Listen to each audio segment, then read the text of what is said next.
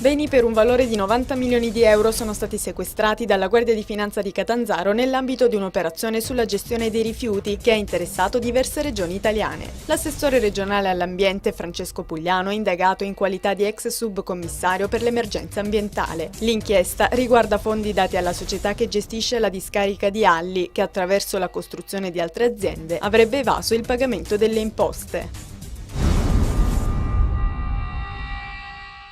Dopo 14 mesi è stato ribaltato il risultato delle elezioni comunali a Tropea. Infatti il Consiglio di Stato, con una sentenza emessa ieri, ha stabilito che il nuovo sindaco della cittadina è Gaetano Vallone, che ha scalzato per un solo voto di differenza Adolfo Repice, proclamato primo cittadino all'indomani della tornata elettorale del 28 e 29 maggio 2010.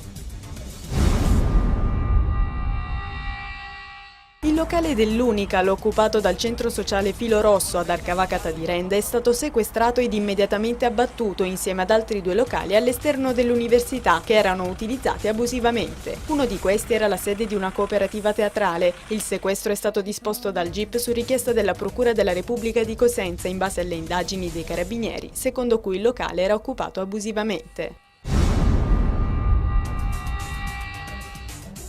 Si è svolta a Squillace la 7ª edizione di Nella memoria di Giovanni Paolo II. Il tema, nell'anno della beatificazione di Papa Wojtyla, il rispetto dell'ambiente, della natura e della vita. Nel cast artistico il maestro Angelo Branduardi, l'attrice Serena Autieri e il trio Yavanna, con 3 giovani musiciste, vincitrici dell'edizione 2009 di X Factor per la sezione gruppi.